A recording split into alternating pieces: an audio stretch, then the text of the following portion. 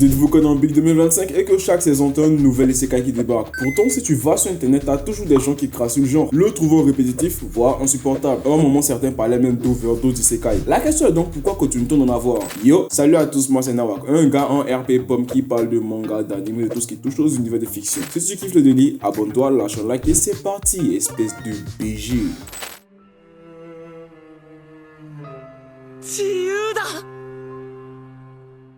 L'un des premiers points qui explique le succès du genre, c'est l'évasion, ou plutôt le désir d'évasion, quelque chose qu'on partage tous. On a tous eu envie un jour de découvrir de nouveaux mondes, d'explorer l'inconnu ou de vivre des rencontres incroyables. Beaucoup comme ce besoin s'inventant des mondes imaginaires où ils sont libres de tout, pas de loi, pas de limite, juste les règles qui se créent eux-mêmes. Et c'est exactement ce que l'isekai nous propose. Il nous donne un héros auquel on peut s'identifier et nous ballons dans un univers totalement différent du nôtre, avec ses règles, ses cultures et ses mythes. En résumé, un isekai c'est comme un action RPG façon Dark Souls, mais en version anime. Tu explores, tu découvres, sauf que tu regardes l'autre jouer. Et pour amplifier le sentiment d'exploration, le protagoniste quitte toujours notre monde, la terre et tout ce qui va avec, pour te plonger dans l'inconnu, sinon bah, ce serait plus un isekai. D'ailleurs, ça veut littéralement dire autre monde. Ouais, j'ai parlé japonais. Ensuite, il y a le système. Non, je ne parle pas du système de solo leveling ou d'une rébellion d'ado anarchiste, non, je parle du système de RPG que presque tous les isekai utilisent. Les quêtes pour rythmer l'aventure et surtout pour éviter d'avoir épuisé la trame principale trop vite, permettant dans le même temps de faire la rencontre de plein de persos secondaires, qui sont l'équivalent des PNJ, et bien sûr l'incontournable level up. Chaque combat, chaque mission rend le héros un peu plus puissant, débloquant de nouvelles compétences, des sorts toujours plus impressionnants. Et ça, c'est un élément qui parle directement aux fans de jeux vidéo, et ce n'est pas un hasard, la majorité du public au monde des isekai reste masculine. Bien sûr, je dis pas que les femmes jouent pas aux jeux vidéo, loin de moi ce blasphème, mais ces codes scénaristiques sont clairement pensés pour ces jeux publics masculins. Parmi ces codes, on trouve le fanservice, pièce maîtresse du genre, un défilé de waifu stéréotypée, la bonasse, la timide et celle au caractère bien trempé. Ajoute à ça des tenues minimalistes, des plans caméra plus que douteux, et tu obtiens une recette parfaite pour accrocher l'ado boutonneux ou le tonton nostalgique coincé dans le passé. Sans oublier la petite dose de romance entre le héros et ses waifus, qui peut soit finir en harem complet, soit en compétition pour savoir laquelle deviendra la femme du héros, qui, on va pas se mentir, fait toujours son petit effet à la communauté. Et tout ça, ça a vraiment commencé avec le tout premier gros succès du genre, celui qui a ouvert la voie à toutes les autres, SAO. Mais pourquoi SAO a-t-il autant cartonné? Déjà, le concept était ultra accroché pour l'époque. Des joueurs pêchés dans un jeu en réalité virtuelle ou mourir en jeu signifiait mourir dans la vraie vie. Simple, percutant et pile dans l'air du temps. Alors que les MMO et la VF faisaient rêver. Ensuite, SAO avait tout pour plaire. Un héros stylé et fort, une histoire d'amour touchante avec Asuna, une animation soignée et une bande son mémorable. C'était immersif, rythmé et ça parlait directement aux fans de jeux vidéo et de monde virtuel. Mais surtout, il est arrivé au bon moment. Diffusé à l'international grâce aux plateformes de streaming, il a explosé au-delà du Japon, devenant une porte d'entrée vers l'isekai pour toute une génération. À partir de là, les studios ont compris que ce genre était une véritable mine d'or et comme tout bon filon, il fallait l'exploiter et crois-moi, ils se sont pas gênés. On en a mangé à toutes les sauces, isekai par-ci, isekai par-là, impossible de passer une saison sans avoir un nouvel isekai qui débarquait, ça pleuvait de partout. Bon, dans le tas, il y en avait quand même des bons, Log Horizon, Axel World pour ne citer que, mais à force de tirer sur la corde, elle a fini par céder. Petit à petit, le public a commencé à saturer. Le genre s'est mis à être vu comme une solution de facilité, copier-coller sans fin, souvent blindé de fanservice et sans vraie originalité. Résultat, beaucoup ont fini par le bouder, le critiquer, voire carrément en avoir marre. Le problème, c'était pas le genre en lui-même, mais la répétition des mêmes schémas. Toujours les mêmes héros cheatés, les mêmes mondes, les mêmes waifus avec très peu de prise de risque. Du coup, pour apporter un peu de bon frais à tout ça, plusieurs œuvres ont commencé à casser la formule classique. D'abord, on a eu celles qui ont modifié les grandes lignes. Fini le héros over-cheaté, place à des héros plus faibles, plus humains, plus proches du spectateur. Et à des années-lumière du stéréotype du Dark Sasuke. En full black avec son épée qui brille. Le premier qui me vient en tête, c'est Re:Zero. Subaru, c'est pas un héros badass. Il meurt, il souffre, il doute. L'isekai devient alors un terrain de réflexion sur la survie, le trauma et la remise en question. Bien loin du fantasme de puissance. Ensuite, on a ceux qui ont choisi l'humour, voire la parodie. Le meilleur exemple qui vient en tête, c'est Konosuba. Là, on suit Kazuma, un héros littéralement nul et son équipe des déchets du RPG. Une déesse inutile, une paladine masochiste et une magicienne pyromane à usage unique. Et pourtant, c'est marrant, c'est hilarant. Le but, c'est pas te faire rêver, c'est te faire marrer. En exagérant tous les clichés. Et enfin, il y a ceux qui ont voulu mélanger les genres.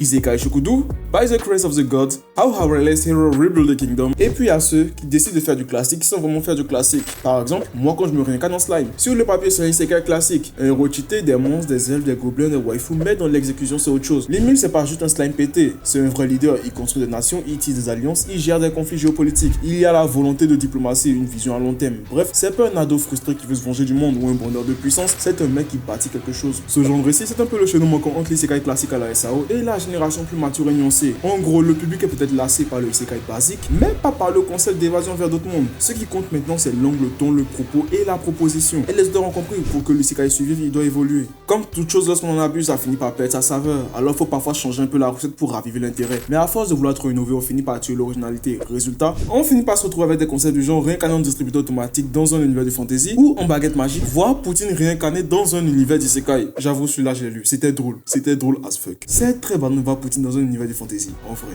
Et pour reprendre enfin la question du début, pourquoi y a-t-il encore autant d'isekai? Parce que peu importe ce qu'on pense derrière le manga, ça se vend. Et ouais mon pote, le nerf de la guerre c'est de l'argent. Et si ça se vend, c'est parce que les gens continuent d'en demander. Certains regardent ça par plus plaisir coupable, pour voir jusqu'où le genre peut aller. D'autres au contraire tombent sur de vraies pépites au milieu du lot. Et c'est justement ces pépites là qui entretiennent la machine. Résultat qui paraît assez évident. Tant que le public suit, les studios enchaînent. Les gens critiquent, se moquent, clashent sur les réseaux, mais devinent quoi? Ça fait tourner l'algo. Ça attire la curiosité et au final ça se vend. Même la haine parfois c'est rentable.